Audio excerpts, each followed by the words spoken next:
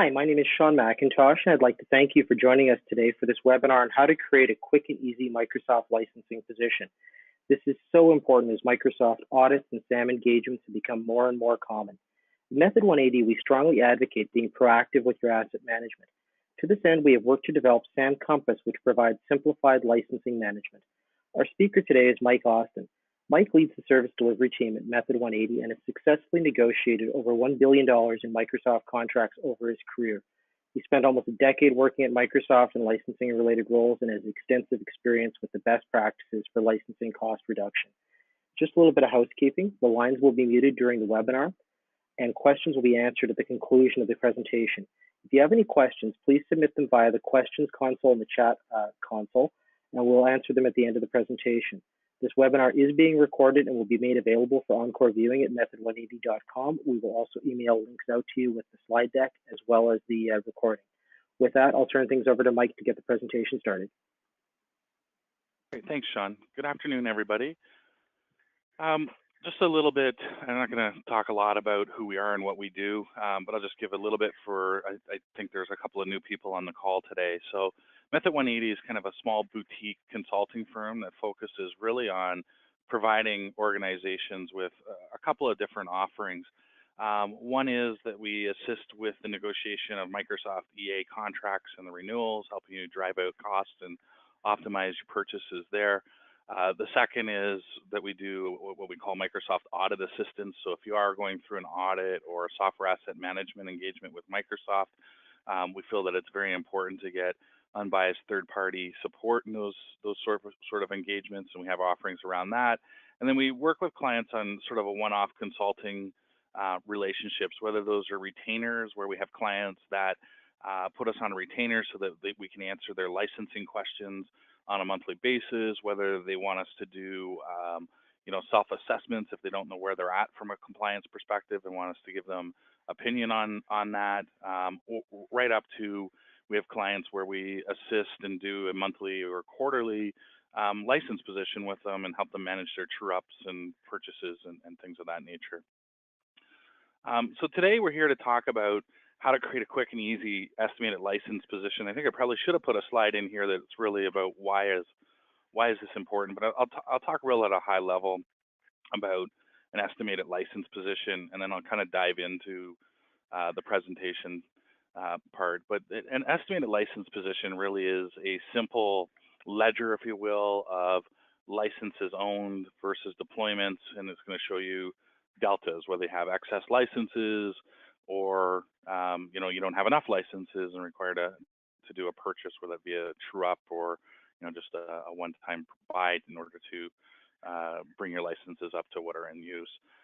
Sort of why we think it's important that you do these things on a regular basis is if you're watching what Microsoft is doing, they're really changing their programs. They've kind of, last couple of years, they've been auditing or SAMing quite a few clients. This year, they kind of came out at their sales conferences over the last, 3-4 weeks and kind of said, we're going to create these programs where if you have a blessed ELP in place, we'll use it as a starting point and no questions will be asked about your license entitlements, and we won't look further than your last ELP if these things are done correctly. The challenge with the process of creating an ELP, whether that's with within a Microsoft engagement, whether again be an audit or a SAM, is that the process isn't clean. It's not easy to do these things. If you've ever gone out and tried to determine inventory and figure out what you have deployed out there and match those up to the right licenses and compare that to the program that you're in, it can get very confusing. And I'm actually going to show some live customer data this afternoon and show you how just even in a small client of about a couple of thousand users, how complicated it can get very easily. And so when you work with Microsoft, even with auditors, such as the big four accounting firms, they don't understand your environment. They don't understand the nuances. They don't understand the ins and outs. And they're just going to take raw data. I kind of call it like a grocery list and kind of say, you got 5,000 of these, you need 5,000 licenses. Why don't you have 5,000 licenses you owe? And so it is important to do these things, not only from a compliance perspective, but we also believe that keeping track of them will avoid costs.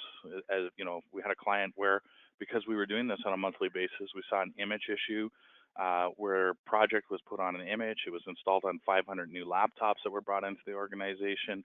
We saw it right away. It popped up in the system, and that client was able to go out and fix it before it became a problem. If you read the language of your enterprise agreement with Microsoft, they're now starting to try and enforce the language that is to the maximum use within a year. And so, how do you keep track of that if you're doing this as a once a year event? So our process, I am going to show you today. We can do an ELP in a client now without, I'm going to say, inventory collection. I'll put a caveat around that. But in smaller clients, we can do an inventory an ELP in less than an hour. And I'm going to show you that on this call today, how we actually go about doing that. But what do we need in order to get started? The first thing is there's some things that are absolute musts. There's some things that are really good to have, and there's some things that are nice to have. If you can get all of these, you can do a really, really great job. If you can't do all of these, you can still do a good job. But the things that you really need is you need an inventory source. Now, our process that we use, we do not go out and deploy tools in order to collect inventory. We want to use tools that you actively have in your environment today. So whether that be something like System Center, SCCM, SCOM, Landesk, Altera, Flexera, it doesn't really matter. If you've got something that's collecting inventory, we actually would tap into the database itself and pull the deployment information and normalize that. If you don't have a tool, don't worry. There's some free ones out there. The Microsoft Map tool actually works fairly well as long as you are actually ensuring that it's running properly, that it's deployed properly, and you work through some of the challenges that that tool has. For instance, it's single domain, but you could actually just use the Microsoft Map tool, which is free. There's no agent to deploy. There's nothing of that nature. It's just it does an IP sweep. The next thing that's required is if you are an Office 365 customer, we need an Office 365 activation report. That's something that can be pulled out of the portal itself fairly easily, but we definitely require that to ensure that you own enough Project Online licenses or Visio Online or E3 licenses, whatnot. But we'll look at an activation report, and then obviously you need your current license counts, whether that be through an MLS, which stands for Microsoft License Statement, which is an official document that you can request from Microsoft or your reseller, or you can actually download these things off of the Microsoft Volume Licensing site. There are some challenges if you download them themselves off the MVLS site, in that you only will see an MLS for agreements that are parented to you that you have access to. Those can be historic ones, but you only have that. So we usually recommend going and asking for one from your LAR, your reseller, or Microsoft. Having your current CPS, customer price sheet, if you're within an EA, or purchase history, just so that we know how many of what licenses you own. Obviously, we require that. Supplemental data that may be required, and this is stuff that is good to have regardless. We do like to get RV tool reports out of vCenter from VMware. The reason that we like that is a couple of things. One is Map. If you're running Map, will tell you guess the host relationships. So what host server does VM reside on? But RV Tools does a better job at that. So we like to get that tool and kind of stitch that together with other data sources. But the other thing that RV Tools is good for is if you're not managing your virtual environments with software assurance, and we're concerned with things like server mobility, which is when a VM moves from one host to another, license can go with it, but then Microsoft invokes a 90-day rule that says the license has to stay on the server or on the host server that it moved to for 90 days. It can't go back to another server. So, when you're looking at is vMotion happening? How often does it happen? Am I within compliance? The RV Tools report has great information there that we can use to defend against Microsoft saying that they just move all the time. I think Microsoft automatically assumes if you're in a virtual environment that your VMs move 1,000 times a day. The other thing that it gives you as well is cluster information, which helps again with that server mobility, because we can look at clusters and hosts and figure out how to optimize licenses based on if they are in clusters and things like that. Even if you have a tool that's inventorying your servers, there may be supplemental data that would be required. Again, we would usually suggest Map. Some of the inventory tools aren't able to tell you additions of SQL. So for instance, we might see that you have a SQL 2008 installation, but we don't know if it's standard or enterprise. So sometimes we need to use map, even if you have other tools, to go and get that type of information. Now, things that are nice to have: Active Directory reports for all users and all devices. The all users drive any of your qualified employee count licenses. So that's how you figure out if you need 5,000 user CALs or 5,000 E3 licenses for Office or whatnot. And the other reason that we like those is from a device basis. Even though you may have something like SCCM installed on all your desktops, we would compare what we see for devices within Active Directory and make sure that you have 95+% greater coverage within your network management tool, or SCCM in the instance that I was using. Otherwise, we might have to go out and find ways to get a little bit more inventory, because Microsoft likes to see those tools have 95% or greater coverage. Office 365 consumption reports are really good to have, and those are different than activation reports. So activation reports say I own 1,000 licenses, I've activated 900 of them. Consumption reports would show you I've activated 900, but only 352 people are using SharePoint, or 290 people are using Office Pro. So there are consumption reports that you can get. They're difficult to get at. I'm going to talk about those a little bit later, but those are a little bit difficult to get at, but you can get at those, and you can start to look at your actual usage of the products within Office 365. Similarly, Azure consumption reports are good to have. The reason we want those, I'm not going to touch on this today, we did an Azure webinar last month, but we want to see if you're paying for Windows licenses in Azure, but own Windows licenses where you can use the Azure hybrid use benefit and decrease your costs.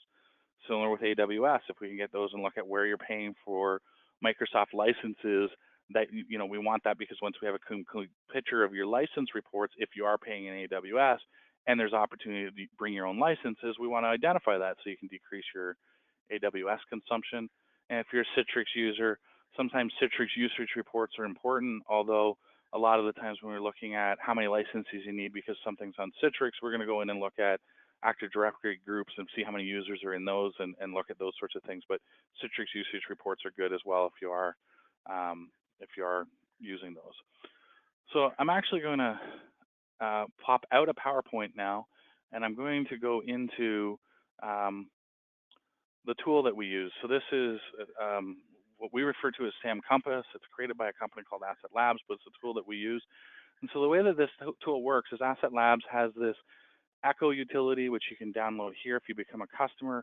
Echo actually goes out and looks at, say, your SCCM database. You put in some credentials, and then it actually pulls out of the SCCM database the inventory data that's required. So it's an extractor tool, but it also looks at fidelity to make sure that you're getting the information, that the fidelity information is good. That works on map as well. So in this customer here, like I said, they're about 2,000 users. They had SCCM installed. They actually ran map as well. So what you're seeing in here is a combination of data that comes from both SCCM and map when we start to go in and look at deployments. The customer actually ran the Echo tool, ran map. From an IT perspective, it took them about an hour of their time to set up map, run it, troubleshoot back and forth a little bit on getting the data. But once that was done, the data was in our SAM Compass tool here, and they logged in. They uploaded the data. 5 minutes later, they logged in, and what you see is what they actually were able to see. And so although this tool does a lot more than just Microsoft, we want to just talk about Microsoft. So what I'm going to do is, they've created a bunch of reports within here, within the tool, depending on what you're trying to do. I actually just want to go straight to and look at Microsoft Auditable products. So I'm going to go in and I'm going to look at Microsoft Auditable products, okay? And so if I click on just here, what you're going to see is a list over here of all the shortfalls of product that we have. The reason we see shortfalls is we have not actually assigned any licenses yet, with an estimated street price of what it would cost if we had to buy all those licenses. So I'm just going to expand on this tree, and I'm going to actually take a look at the products that are in here. Now, some of these, like I said, I'm not going to go through and do 100% of this, but I do want to show you how quickly we can create an ELP using this tool. Okay, so some of these products, although were licensable, may not be anymore. So for instance, MapPoint Streets and Trips were both discontinued. You may or may not need to license those with replacement Bing Maps. We would have to do a little bit of investigation there. So I'm just going to skip those. But what I'm going to do is I'm going to click here on the Exchange family. What I can do is I can drill down on this, and you'll see that we have Exchange Server Enterprise. If I make this a little bit bigger, you can see the additions and stuff, but I'm going to click over here. You can see it's 2010 that there were 4 installed. If I actually want to see which servers they were installed on, I can actually see that. I can even go as far as to drill into the server. I can see how many processors, how many cores. That's going to become important when we start looking at licensing around SQL and Windows servers. I can go in and I can look at the streamlined titles to see exactly what is on this server. Okay, so I can go from the macro to the micro, so to speak. And I want to go back here, and I'm just going to click on the licenses tab. So I created a little spreadsheet for this client just to kind of keep it easy. So if I look here, this client, they have an enterprise agreement. They've got 2 profiles. They got a knowledge worker. They have a line of business where they just have Windows. This client did not have Office 365. And then they have licenses for these additional products, and then they own some licenses on Select. So if I see here, they have basically 5 Exchange Server Enterprise under EA, so that's the most current title. I'm going to input 5 here. I'm just going to click Update. Now you can see the tool's smart enough to know that if I have a 2016 license, these were under SA, under the EA, that could apply to a 2013 or downgrade to a 2010. So it automatically took the -4 here and zeroed that out because we have enough licenses and we have 1 left. Now if I go over into here, I'm going to do the same thing. I'm going to go on to Exchange Server Standard. Oops, sorry, wrong spot. I'm going to click the licenses. I'm going to take a look at what the client has over here on Exchange Standard. They own 3. I'm just going to look. They don't own any on Select. So I'm going to input 3 here. I'm going to click Update. Now we know they need to do a true up of 1. Now, here's an unknown. So this is where inventory is not perfect. In this case, this server, Exchange 2010, is an unknown addition. So for whatever reason, the inventory tool couldn't tell what it was. So we were able to tell the client, this is the server it's on. So they were able to go in and look at the server name. They knew that's what it is. It actually turned out that this is an Exchange Server Enterprise. And we know that we have 1 extra up here, right? Because we have 1 extra. So I'm just going to assign 1 license here because we know we have 1, just to zero out that delta. So again, that's an area where we had to go back and do a little bit of conversation with the customer, but we took a look at it. Now what the tool does is you'll see here these green cubes. It's actually taking and grouping by families, I guess is the best way. So we're going to look at Office Applications families. So language packs, they're add-ons. They're really not licensable. Live meeting standard is usually a component. Again, so we would go and look at these when we do a full ELP, but I'm just going to look through these other things. So they have some Outlook installs here. They don't own any Outlook licenses. This was an area that we notified them of an issue, and I'll come back to that in a second, but it really has to do with the fact that they have Office Pro in their EA. Office Pro license doesn't cover an Outlook, so they actually needed to have 2 Outlook licenses for this. And so, they either needed to buy those or clean that up. So let's go and look at Office Pro here. Office Pro, they have 10 installs. And go look at the licenses here. So in their EA for Office Pro, I'm actually going to start down here. They have 1 2010 and 3 2007s because those are entitlements. So I'm just going to put those in because we can use those if they have deployments of those. So I'll just update that there. And then within their EA, they had 7. So I'm going to go back and I'm going to put 7 over here at the current version and update. So quickly you can see they have a true up here of 3 that they have to do. Okay. So now I'm going to go to Project Standard. Again, you can see they have 12 deployments. Now, something interesting is happening with Project Standard, and I want to talk about that real quickly. If you look here, you can see that they have 12 installs. So they have 8 2010, 3 2000, 198, but they're saying it only needs 8 licenses. Why is that? So I'm just going to go and look at the devices here. And what Asset Labs does is it's smart enough to know that you can see that this device here is duplicated, right? And it's assigned 1, this VL non-candidate. So production is going to require a license. A VL non-candidate means it has no license. So I'm just going to click into here and let's see what's going on. So we're looking at Project Standard. So I'm just going to type in project here. And you can see that what's going on here is Project Standard, for some reason, is installed twice on this system, both version 2010. So maybe it was installed, uninstalled, didn't uninstall properly, some sort of error here. But the tool is smart enough to know that it's only one license. Now, I was kind of half expecting to see maybe a Project 2007 or an older edition here, because the downgrade rights that come with the license, where you're allowed to use Project 2010 license and on the same machine or license a 2010 and a 2007, the tool knows that. But again, so I just wanted to show you real quickly that it knows that although there's 12 installs, that only 8 are licensable. Okay, so again, I'm going to go in. I'm just going to take a quick look here. Project Standard 2010, they have 5 and they have 10 in their EA. So 2010, they have 5, they have 10 within their EA. I'm going to update. So again, it's going to use those licenses first and downgrade. And you'll see that it used all 5 of these and downgraded and left 7 entitlements. So they can install 7 more in the future and not have to deal with that. Okay, so you can see how quick I'm doing this, right? And I'm, going step by step. If I had this up on my monitor, I'd probably be done all the products. If I had one of my both monitors, you can see how easy that is, right? And so what I want to do is show you a couple of other things that we do within here. So when we go to the Office family, you can see you got Enterprise, Pro, Small Business Edition, Standard. Again, some unknowns for whatever reason the inventory tools can't tell. So I'm going to take a look at Small Business Edition first. So first and foremost, this is a product that should not be, so this client, again, in their EA, they have Office Pro for 1,775 desktops. Small Business Edition has some product use rights restrictions for enterprises. It could be a compliance issue, so we would recommend that they clean that up. They have 6 Office Standards here. Now, if I look, they own 5 Office Standard 2007.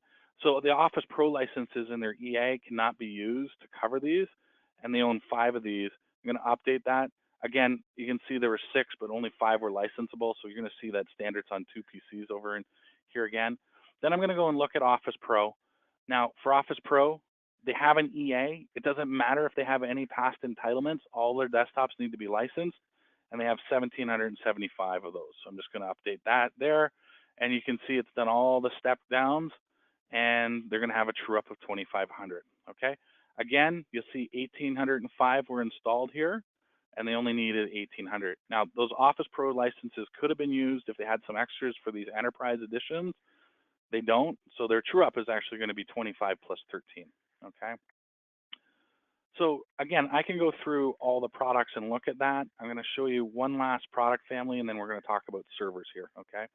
So if we look here on the desktop, this client's got a little bit of a unique environment in that they have 1,775 desktops here, and then another profile for 2225, which adds up to 2,000. So they have a bunch of machines that do not have Office on it. Now, we showed that Office is on about 1,800 and some odd machines, so they do have that true up there, but they have some that Office is not on, and that's absolutely allowed.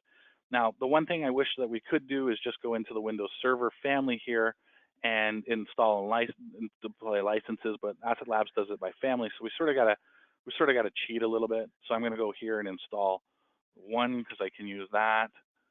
I'm going to install 893 in here, and again, I can't use old entitlements because these are in the EA and everything needs to be done. So I've done 1,894 of their 2,000. So I'm just going to do quick math here.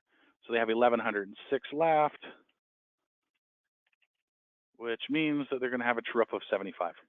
Okay. So see how quickly I just figured out their windows? I mean, they put inventory in. This is what they got. This took their license position. We're able to put it in that quickly, and they're able to see where they sit and what they have, what they need. Okay. So desktop product is pretty easy. When it comes to server product, it gets more complicated. The unfortunate thing when we're looking at servers are, just looking at, where's my Windows Server family here? Just looking at the fact that I have 117 installs of Windows Standard really doesn't tell me much, even if I look at the additions. If I go in and look at devices, it's not going to tell me much because I need to start looking at relationships between guests and hosts and the number of procs or cores, depending on where I am in my contract cycle with Microsoft. Now, I do want to show you a couple of things that this tool does. So here you'll see, I can tell that it's a virtual one, right? It's smart enough to know that this was a virtual machine. I can actually go in and change, and you can see we've done it here.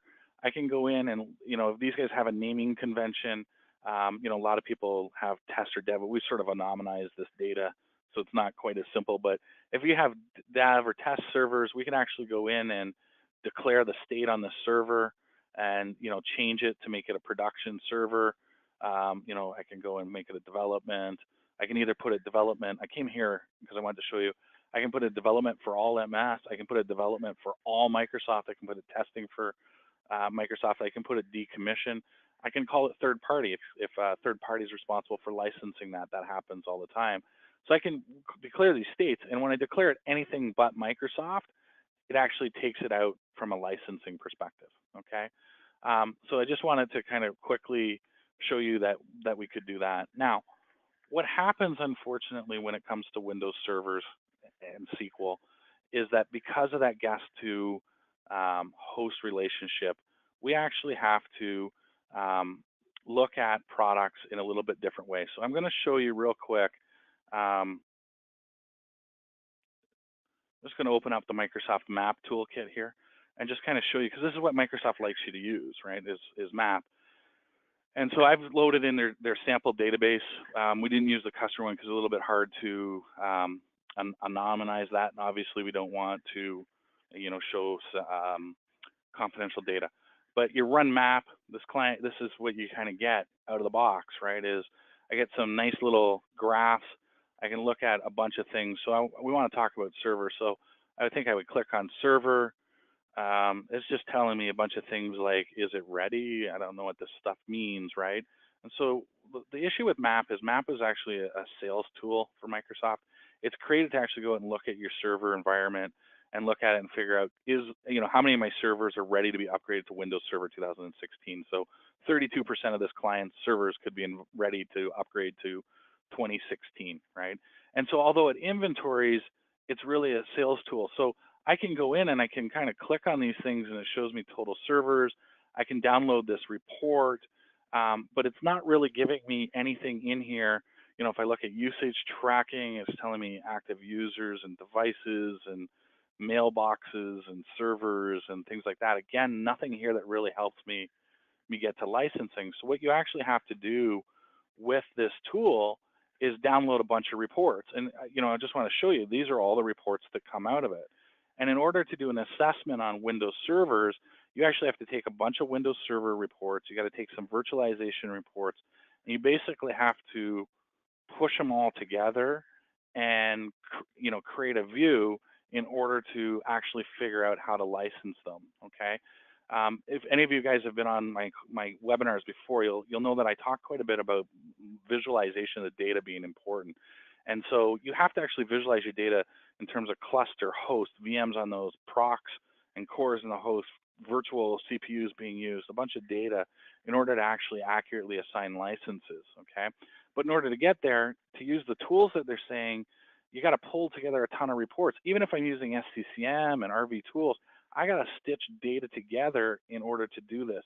And that involves, pivot tables and, merging data and all sort of stuff, okay? So when we do this, if we were to do this manually in order to stitch all this data together, that's a couple hours worth of work. Now, Asset Labs does a great job. It brings it in, it does all that stitching behind the scenes, and then they spit out these things that we call bingo sheets, right? So we get them to send us the Windows Server bingo sheet, and it's going to look something like this, okay?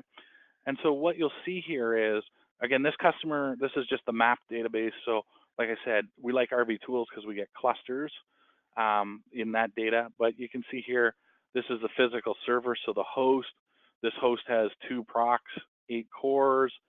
Here's the actual VMs that are on them. Here's the actual instances of Windows servers, how many virtual processors they're using.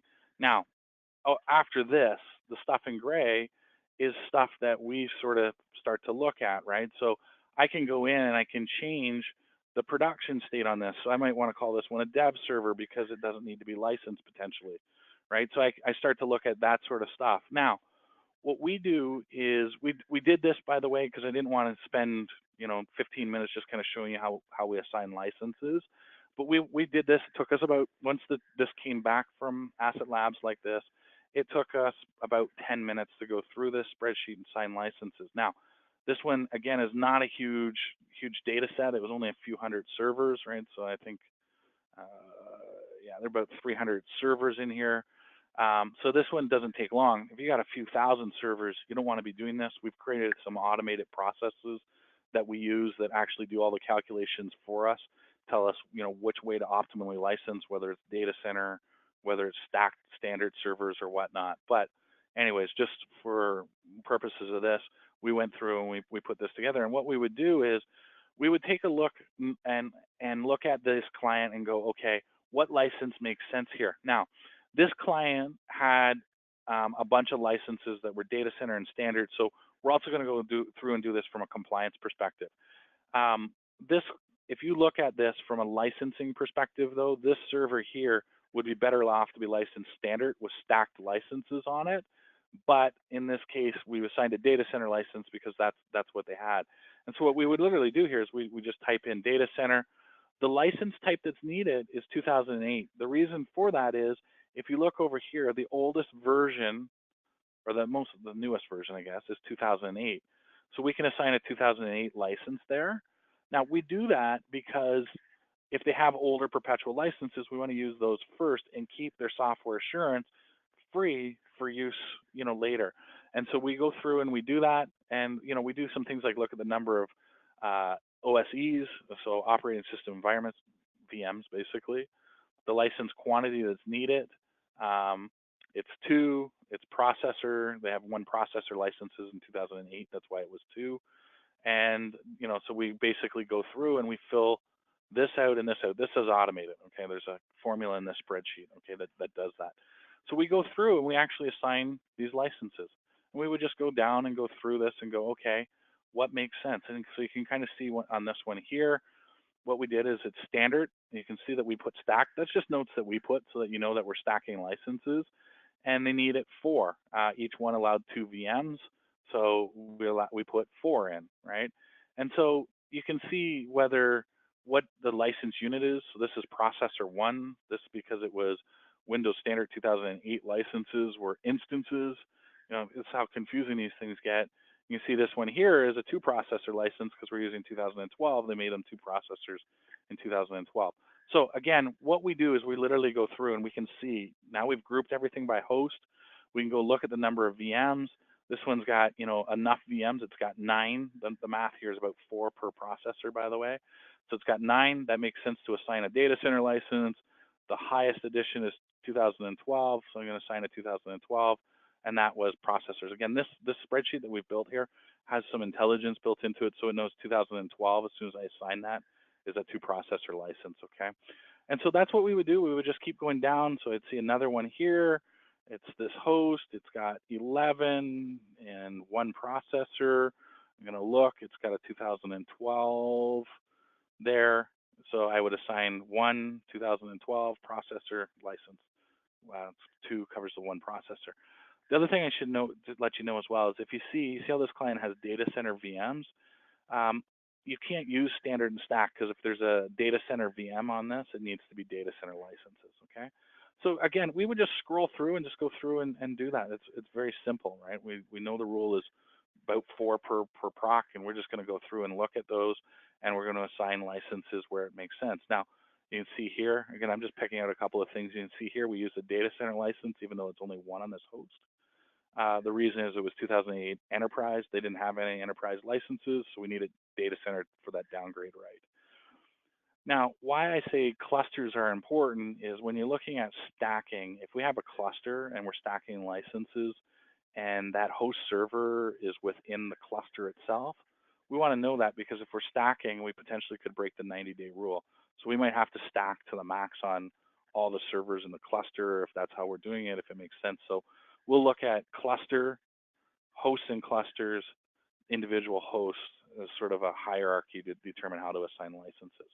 Okay, when that's all said and done, basically what ends up happening is we've gone over into here. does some calculations. Again, this is a spreadsheet that we've created that we use. You can make a simpler version of this. I'm going to tell you how you actually could get a copy of this if you want it. But it's going to go through and it's going to tell you, it's going to do some math in here and tell you exactly how many instances of what versions and editions of Windows are installed. So they have 392 total Windows servers. Here's what's installed. It's gone through, it's taken the license assignments that we've done and figured out that there's 94 licenses required of all of these. They have 106 licenses owned, but they're short, a number of licenses, which basically left them with a true up of 24 for each of these licenses. So the bingo sheet here, you could actually, although we've created some automation in here, you could go through and assign licenses and just do some filters and things like that. But like I said, once this bingo sheet comes out of Asset Labs tool, we're about 10 minutes on a customer this size. We've got clients that have, thousands of servers where we've got to automate it, and we've created that licensing logic. So what you see over here is done automatically. We can actually do 30,000 servers in about 2 minutes based on some of the stuff that we've wrote in the background over here. But I just wanted to show you that so you can see here there's their true up that's required on Office and Windows, okay? Or sorry, Windows Server, sorry. Now, I did want to show you, we've launched a course on Windows Server licensing. It's a paid course. You'll get some information on this afterwards. In this course, we teach you how Windows licensing works, everything from when you need client access licenses to how server mobility works, to how to look at processors and cores. We've got another edition of that spreadsheet that if you were on procs and need to be on cores, figuring out the conversions and all that sort of stuff. We also have in here how to go out and use MAP to assess your Windows Server environment, how to actually assemble the data. So if you don't want to use a service from ourselves, we show you how to actually use the map data to assemble that, all the pivot tables that you need to create, and how to get something that looks very similar to that, and then how to assign licenses to your ELP. Now, I wanted to show you, I think it's in here, that Windows Server template. If you purchase our Windows Server training, you have access to that template. You would just, it would actually go through step by step how to actually fill that out and automatically calculate your position once you've assigned your licenses. So anyways, that's just something to watch for. It's coming. This is ready to be launched, and you'll get a little bit of information in this as a follow-up to the webinar if you're interested on that. Reach out to us, okay? Similarly, I just wanted to show you, I'm not going to spend a bunch of time on this one. We're going to create the same automated thing at SQL. That's coming in a week or two. But you'll see the same sort of thing. So again, this is the bingo sheet that sort of comes out of Asset Labs.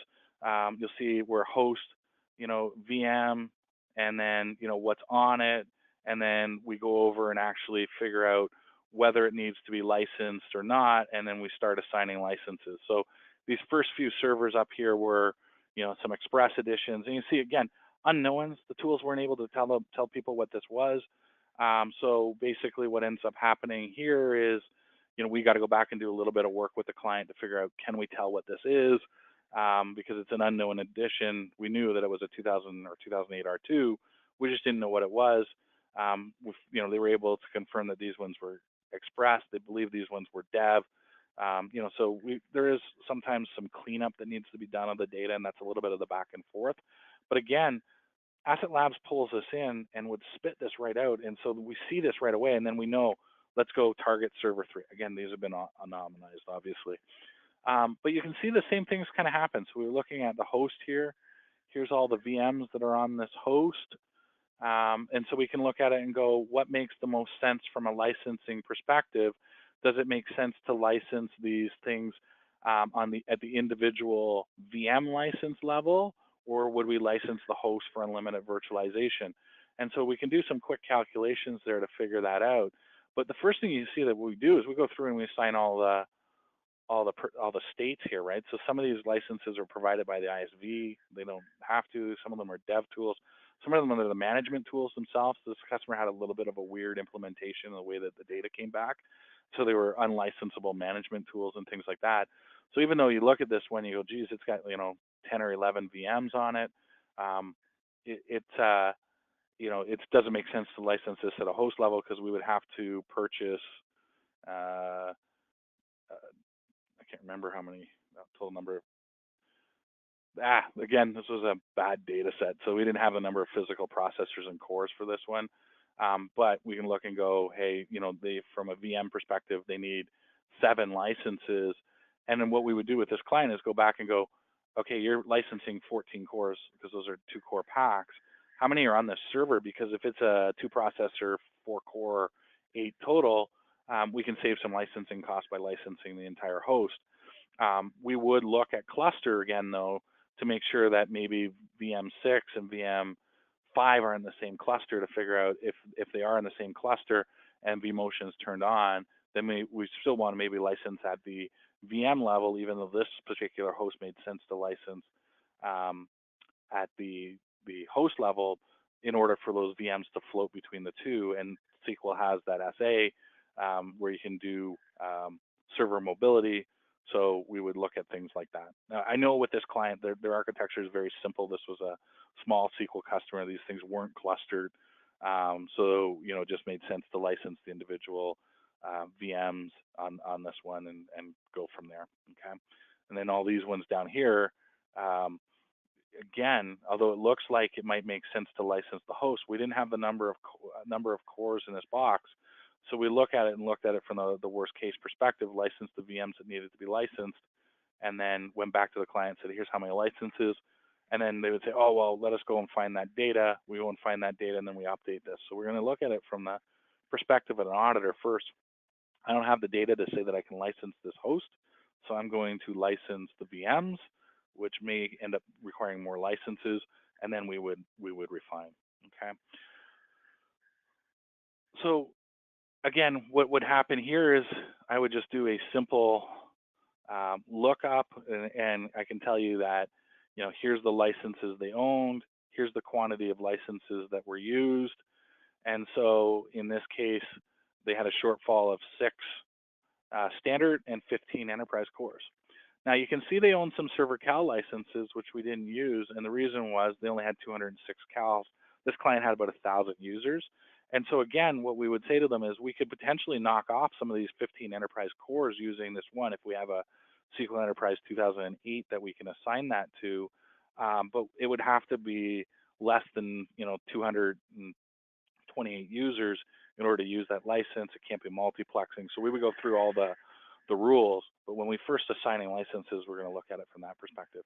But again, if you have your data and you know these things, and what ends up happening is once we create that, we capture that, so we know that we assign that server cal license to this host, or we know that this is a dev edition because we put that stuff in Asset Labs and keep that history. You can put these things out real quick, and it keeps all that fidelity of information, and then we go ahead and just assign licenses on anything new, or look at your environment, see how it's changed to see if we should be optimizing it. So you can see there, again, like I said, so the Windows servers takes about 10 minutes for us to do.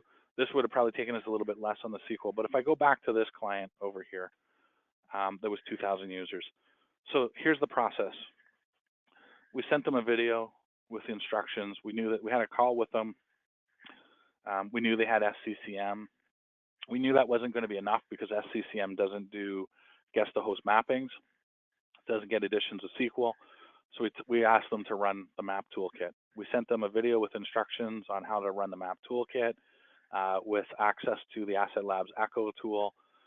They ran map, they ran Echo on top of SCCM and map to check the fidelity of the data. And in about an hour, they had what they required. They uploaded that into Asset Labs. 5 minutes later, they were in and looking at their data. We went in, we assigned all the licenses to their products with the exception of Windows and SQL servers. We did that in 15 minutes. Okay, so they're in for an hour. We're in for about 15 minutes to this point. We then took the bingo sheets out of Asset Labs and assigned the licenses to Windows servers. That took us about 10 minutes. Signed the SQL Server licenses. That one took us about 20 for this particular client. So all in, we were under an hour. And then what we did was we sort of went in and put in licensing information on Windows and servers. And then I'm able to actually export, if click on the right spot. Maybe it's under downloads, NELP from Microsoft. And so we clicked that, emails and ELP. It was in their inbox 15 minutes later. They knew what their true up was. So that's what I kind of wanted to show today, is that, in order to do these things, you need tools, folks. It's really tough to do an ELP with just, say, SCCM. If you do a software report on SCCM, it's not great. It's hard to tell whether those are the actual counts. You could have saw, like, even in the MAP database, I could show you, we've run it. MAP would overstate your license requirements because it doesn't do that downgrade thing that I was showing you on the Office licenses, where it had Office 2007 installed twice on the same PC, but only one was licensable. And so, it's very difficult to do it without some sort of tool. And I know there's a lot of people that have tools like Flexera and things out there. This is not a replacement tool. This is an end tool. It's not an OR tool. It's a tool that gives you a quick and easy way to take the inventory that's sitting in those databases, really quickly look at it, really quickly put licenses together, and figure out where you sit. And so if anybody's got any questions, now's the time to ask, or otherwise, reach out, and we'd be happy to, have a chat specifically about how we could use this. So I do have a question on how much is the Asset Labs tool, and can you send me details? The Asset Labs tool is based on number of seats. We actually put a little bit of a retainer and wrap that around, wrap around that as well. So the person that asked that question, I've got your name. We will reach out and just have a quick discussion to figure out what your size are, because it is based on number of devices and things like that. So, but we'll reach out and we can have a quick chat and talk to you about that. Sean, were there any other questions?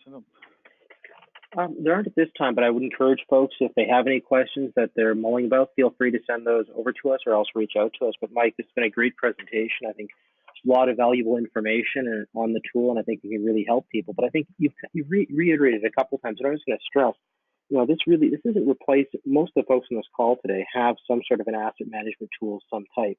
This isn't replacing this. This is really supplemental. And really, Mike, correct me, this is really around optimizing those licenses. And that's really kind of the gap we've seen in the marketplace in terms of tools, isn't it? That's absolutely correct. And I mean, the licensing rules that go with these, especially Microsoft, are so complicated. And Asset Labs has done a great job of building that in. I mean, I haven't shown any of the Office 365 optimization stuff that we're doing, those consumption reports where we're looking at things. And, there's so much more, the Azure consumption reports, and they're continuing to add functionality. So, some of this, and that's why I say we wrap a little bit of a retainer around it to kind of supplement some of the newer things like Azure and Office 365 as Asset Labs does the programming to automate those things. But, it absolutely is. I mean, I think what we saw on the market is there's some great tools out there that do great things. It's just, it's very difficult to, really take the licensing logic and build them into these things. And so that's why we see that. And like I said, I've only showing you Microsoft today. This tool can be used for pretty much any vendor, because as long as you can inventory it, they can see it.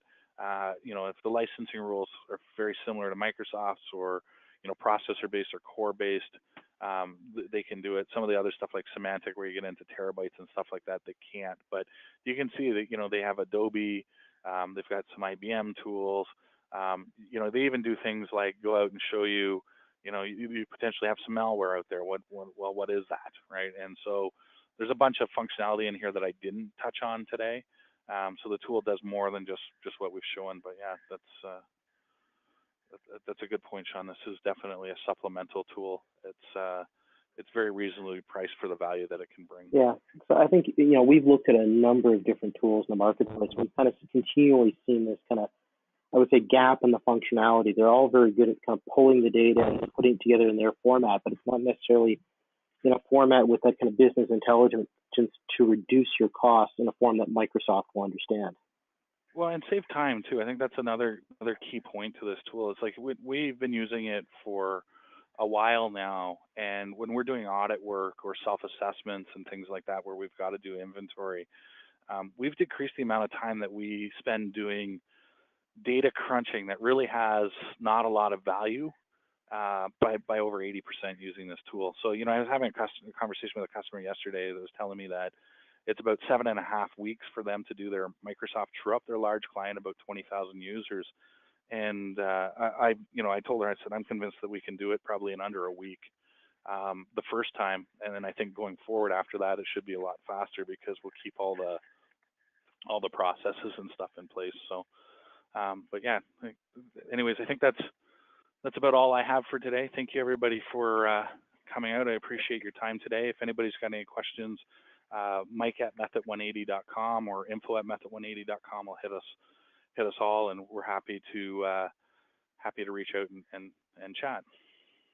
Thank you everyone for joining us, and we'll be sending out a recording of the webinar as well as links to pertinent information and the PowerPoint deck itself today. Thank you. Have a great day. Thank you.